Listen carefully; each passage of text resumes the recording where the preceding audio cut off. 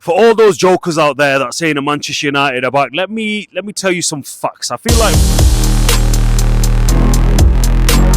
like Rafa Benitez right now. I feel like Rafa Benitez reading off the list. But let me just remind you of something. Manchester United are 24 points off those scum Liverpool. Manchester City, who are having the worst season of their life, we're 12 points off them. We're 11 points off Bournemouth. Manchester United are as toothless as they get. But Manchester United have won. Manchester United have collected those 3 points. And boy, we need those 3 points. Leacher, the Butcher Martinez, has put a puncture into Fulham. And Manchester United have stole the 3 points. If it's the first time you're watching Universal Sports, make sure you do like, comment, and subscribe. And if you're wondering, I'm back, baby. I'm better than ever. Bigger, better, and wiser. But a big shout out to Averse, who's really struggling right now. He's got a little back pull, or whatever you want to call it. But hopefully, best wishes to Averse. We'll get trending. Averse, get well soon. But enough about him. He's a prick anyway.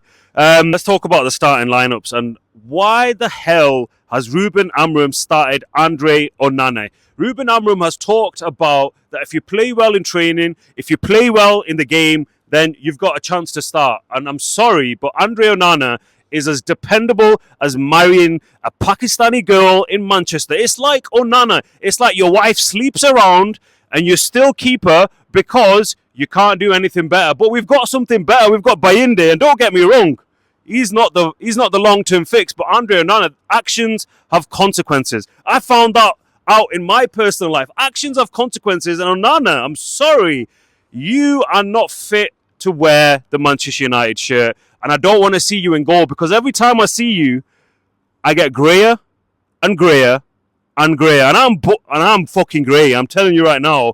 And Andre Onana, he gives me a heart attack. I have just come out of hospital after having the biggest asthma attack ever, and looking at Onana is making me feel like that I can't breathe. So Ruben Amorim, next game, please drop Andre Onana, because he's dependable as, like I said, he's dependable as a goal from Manchester. But we'll move on. So I think Ruben Amorim has settled on the fact that Martinez, De Ligt, and Maguire are his first three. They're his first three, but personally, even though this game was, I'd rather watch paint dry on the wall, but like I said, 3 points for Manchester United. But we got to look long term. It's not about just 3 points right now. We got to look long term. And the fact is, De Ligt and Maguire, they should be in the centre. We need somebody with pace on the right hand side. Lenny Yoro at the moment, it's not worked out for him. He's come on in this game as well, but he's still young. So I think that's a position that we definitely need to talk about. But let me know in the comments, what do you think? De Ligt on the right side of a 3, I don't think it personally works. It was interesting that Ruben Amorim went for Bruno Fernandes and Manuel Ugarte. It seems like Mainu's in a bit of the doghouse at the moment. He's not happy with his performances. But for me, I think Bruno Fernandes, it takes a little bit away from his game playing as a 2. There's a lot of space to cover. So I think, again, that's something for Ruben Amorim to think about. And I think one of the biggest takeaways from this game is I want to take some time to talk about Rasmus Højlund. In the first half, there was countless opportunities. I think on TNT Sports, they were talking about the fact that he got the ball, he kept getting bullied, and I think this is something that all Manchester United fans, we need to actually sit down and talk about, because Rasmus Højlund, he's cost about £70 million. It's not loose change. For £70 million, you should be one of the feared, one of the most attacking, prolific strikers in the world. And I'm sorry, but Rasmus Højlund at the moment, he's not quite good enough. He can't hold the ball.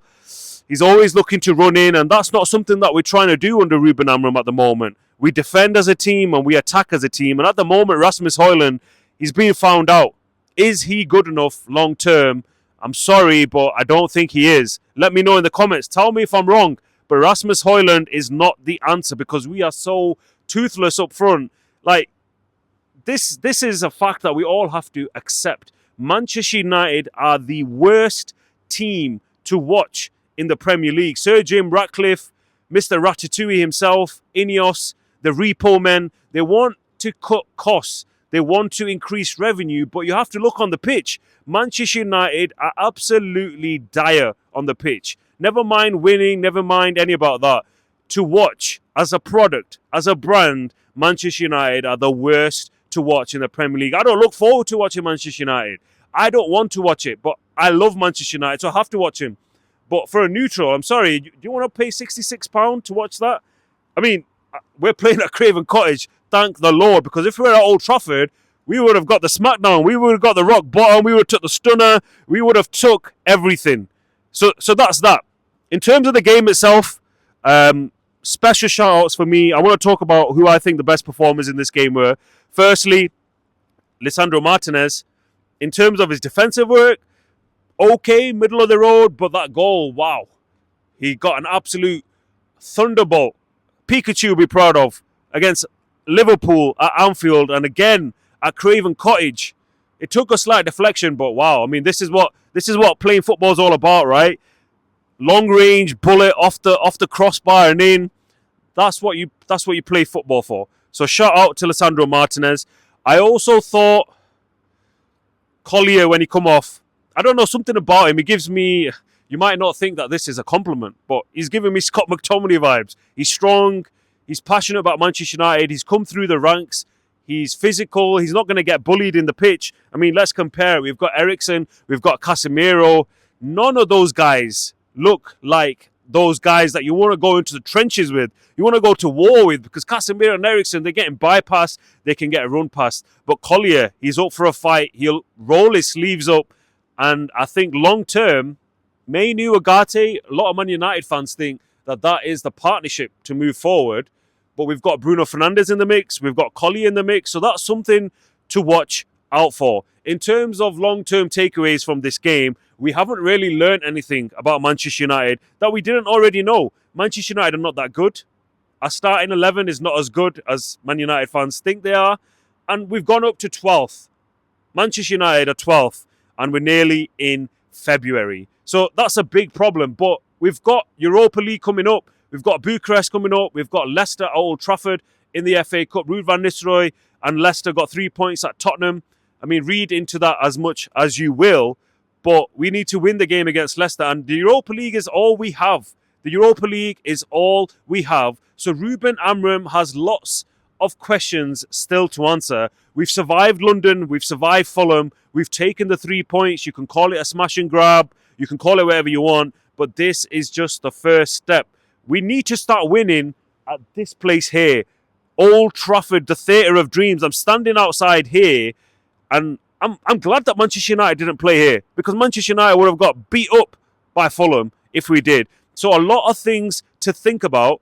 But for now, let's enjoy it. Sunday night, have a little tickle, have a little party. Manchester United have won. Let us know in the comments, what do you think? Ruben Amorim, what is his biggest things that he needs to still sort out? If it's the first time you're watching Universal Sports, make sure you like, comment, and share. And we'll see you on the next one.